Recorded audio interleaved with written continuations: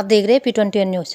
आम आदमी पार्टी के वरिष्ठ नेता अजय शुक्ला वार्ड नंबर 31 ने बताया कि साउथ क्षेत्र की विधायिका राजेंद्र पाल कौर छिना ने जब से कमान संभाली है तभी से अपने क्षेत्र के अंदर काफ़ी विकास कार्य किए हैं और जनता की समस्या के लिए हमेशा तैयार रही है। अपने क्षेत्र को भ्रष्टाचार मुक्त करने के लिए हर संभव प्रयास कर रही है और जनता की समस्याओं को खत्म करने के लिए युद्ध स्तर पर कार्य कर रही है। लुधियाना से लक्ष्मी बडोनी की खास रिपोर्ट। अजय शुक्ला, कौन से वार्ड से आप? वार्ड 31 नंबर से। जी बताइए आप। सर, पूरे साउथ हल्के, हम अपने वार्ड की बात नहीं करते, पूरे साउथ हल्के में जो सबसे बड़ी, जैसे घूम के देखते हैं तो सबसे बड़ी समस्या जो आती है वो सीवरेज सिस्टम की।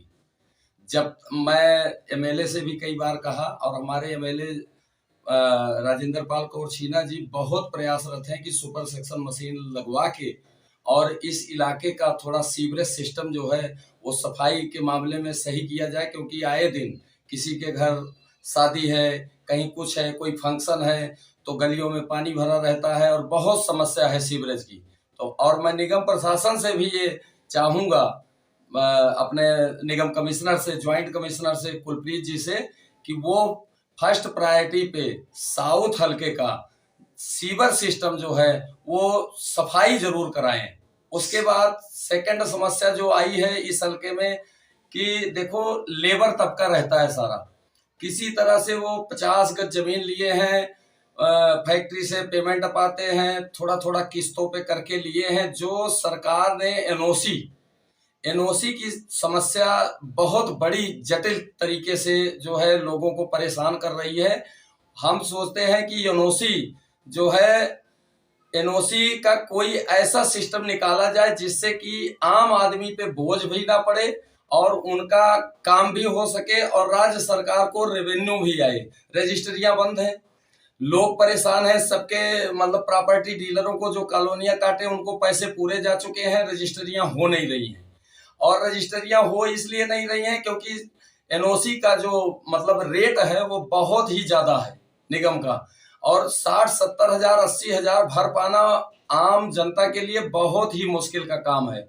अभी जैसे पीछे कोरोना काल गया, लोगों के काम बंद हुए, रोजगार बंद हुए, उस करके लोगों को पैसे देने में बड़ी समस्या आ रही है। किसी तरह से वो अपना जीवन यापन कर रहे हैं, फैक्ट्रियों में काम भी नहीं चल रहा है उतनी हिसाब से। तो हम चाहते हैं कि एनओसी फर्स्ट प्रायोरिटी पे राज्य सरकार और हमारे एमएलए साहब लगे भी हुए हैं, इसको जल्द से जल्द इसका कोई ना कोई समाधान जरूर निकाले। नगर निगम चुनाव के बारे में आप इस वार्ड में कितने वार्ड पड़ते हैं इसमें? हमारे साउथ हल्के में 13 वार्ड हैं। क्या समस्या है मेन इसमें? मेन समस्या इसमें सीवर की समस्या।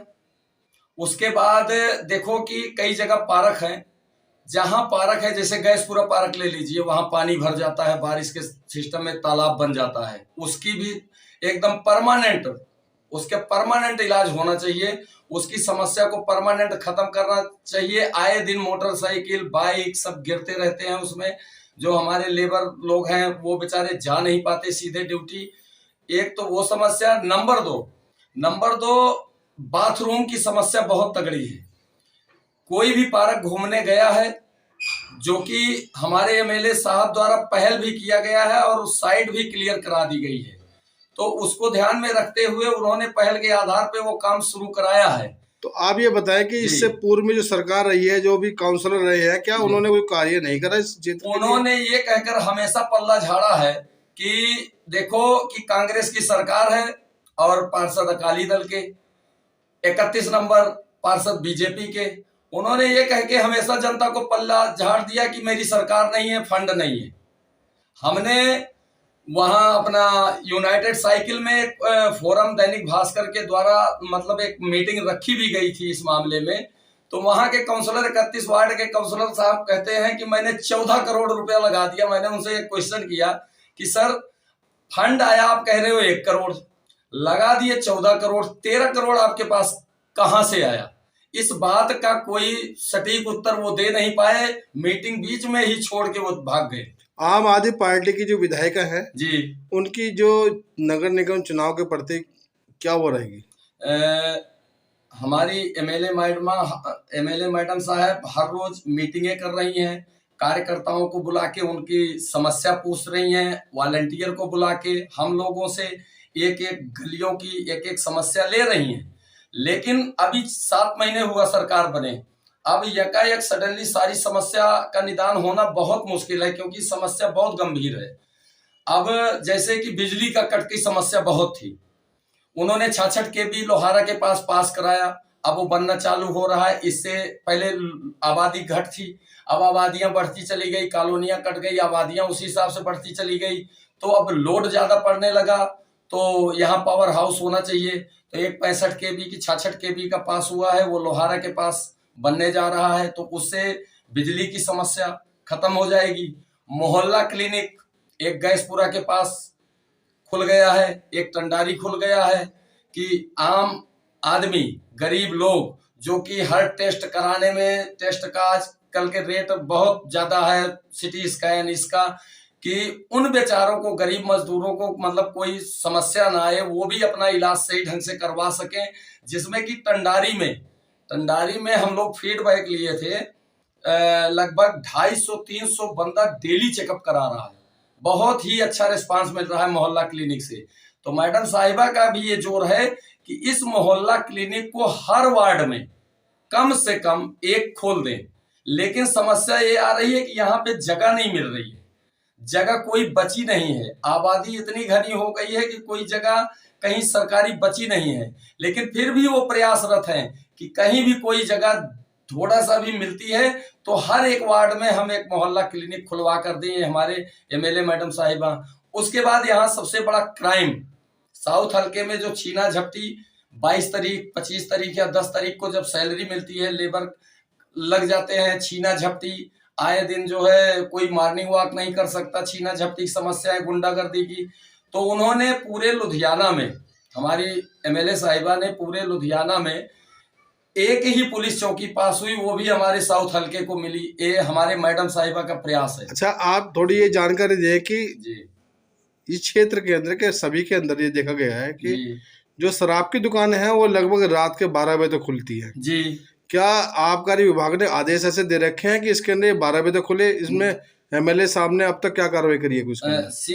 देखो कि हमें ये नहीं मालूम है कि ये मामला संज्ञान में है हमारे मैडम एमएलए साहब के कि नहीं, लेकिन अब आपने क्वेश्चन पुट अप किया है तो हम जरूर कल इस मामले में अपने मैडम साहिबा से मिल करके हम उसको मतलब इसका हल ढूंढेंगे कि 12 बजे रात तक ठेके खुले रहते हैं, देखा ये गया है कोई आदेश है, अब उनसे पूछेंगे, अगर नहीं है तो उन पे कार्रवाई कराएंगे। देखा ये गया कि ठेके खुलेगा, पीसीआर की गाड़ी जो वही खड़ी हुई है, और जब ठेके रात के 12 बजे तक खुले रहेंगे जी तो उसके अंदर गुंडागर्दी होना जायज है। बिल्कुल आपकी बात सत्य है। ये मामला अब संज्ञान में आया है, इस मामले को संज्ञान में लेते हुए हम कल ही मैडम साहिबा से, और नहीं तो अभी फोन पे बात करेंगे, और बात करके सुबह ही इस पे हम कार्रवाई कराएंगे। जो भी जिम्मेदार होगा उस पे ऊपर सख्त से सख्त कार्रवाई होगी, निश्चिंत रहिए, कोई भी बख्शा नहीं जाएगा अगर इस तरह की घटना हो रही है। तो के बारे में क्या कहेंगे आप?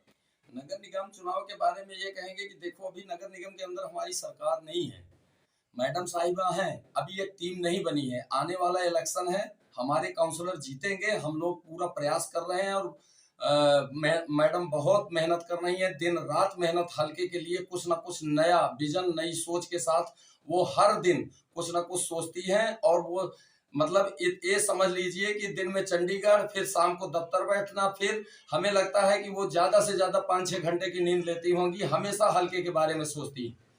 और उनको मैं बारंबार नमस्कार करता हूं, इसलिए कि उनके प्रयास को मैं तहे दिल से आभार और धन्यवाद प्रकट करता हूं कि आज तक साउथ हल्के को ऐसा एमएलए नहीं मिला था जो कि मैडम साहिबा के रूप में मिला है।